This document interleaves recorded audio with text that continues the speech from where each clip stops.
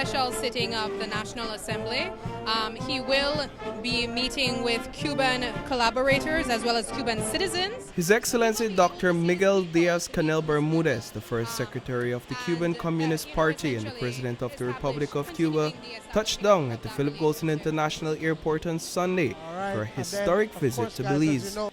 The President was accompanied by his wife, Her Excellency Dr. Liz Cuesta Paraza, and a host of other Cuban dignitaries, including the Republic's Minister of Foreign Affairs, Minister of Public Health, Vice Minister of Foreign Affairs, and the Cuban Ambassador to Belize. The official welcome. Yes, that is Ambassador Amalia Mai, CEO of Foreign Affairs, meeting the President and his wife. Dr. Miguel Diaz-Canel Bermudez and his wife, Dr. Liz Cuesta Paraza. We have the President there himself on the dais receiving the salute and the national anthem.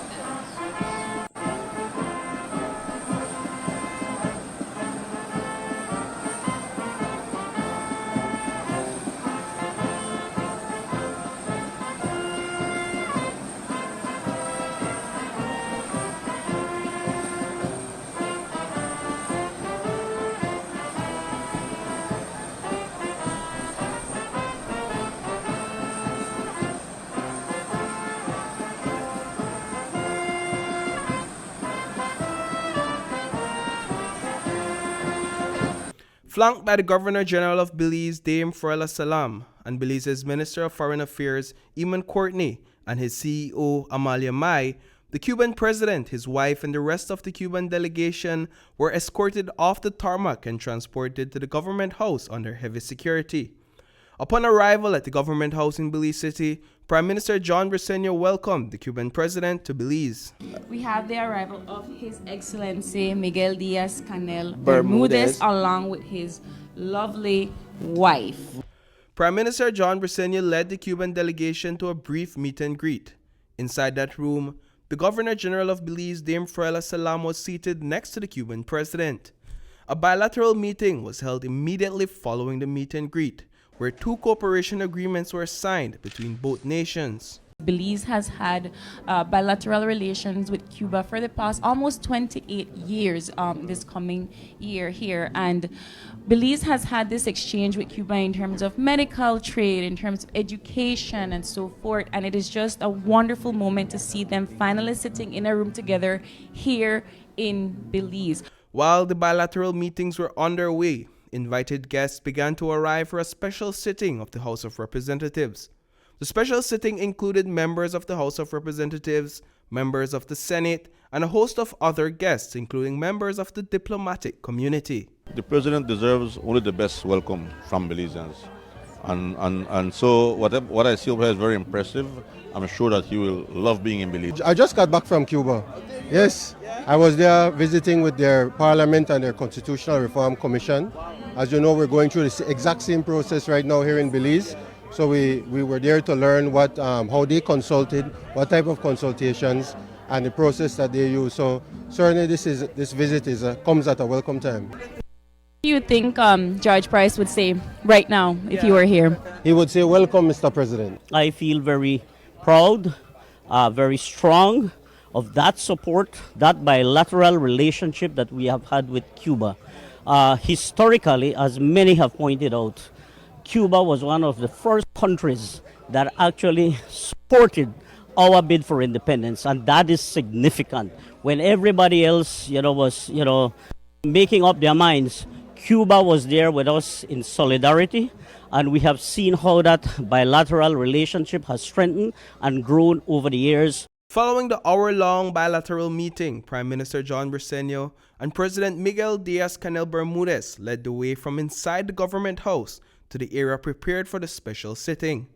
Prime Minister Briceño was the first to give an address. Your visit, the first state visit by a Cuban president, is yet another expression of this abiding friendship and is most welcome by my government and the Belizean people. 5 months from now, Belize and Cuba will celebrate 28 years of diplomatic relations. These 28 years marked by a robust commitment to constructive and meaningful collaboration. This morning, our collaboration was further enhanced by the signing of two more agreements, an agreement on culture and a memorandum of understanding on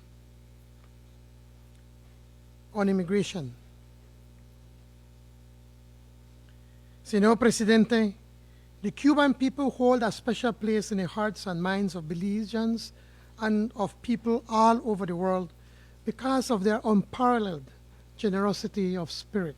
We continue to urge the United States government to remove Cuba from the state sponsors of terrorism list, as there is no legal nor moral justification for Cuba to remain. President Miguel Diaz-Canel Bermudez then made his address. Over 1,000 Cubans have provided services in Belize since 1990, when the Cuban medical cooperation first started here. Other sectors have also benefited from our relations, including education, construction, sports, and culture. Today, 122 Cubans share their expertise with their brothers and sisters in the Caribbean in areas such as sports and healthcare.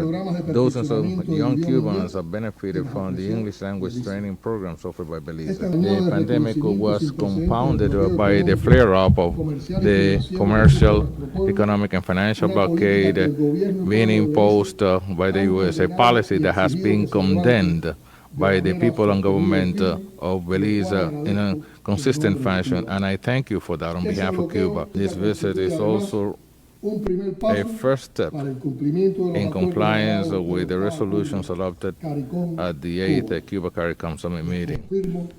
Let me confirm, rest assured, you will always be able to rely on Cuba in the face of the immense challenges ahead of the small state of immense spirituality such as ours.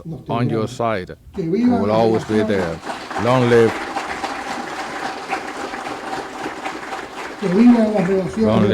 the brotherly relations between Belize and Cuba. Following the special sitting, the Cuban delegation attended a lunch at the House of Culture, featuring dishes prepared by renowned chef Sean Quillen. Reporting for News 5, I am Paul Lopez.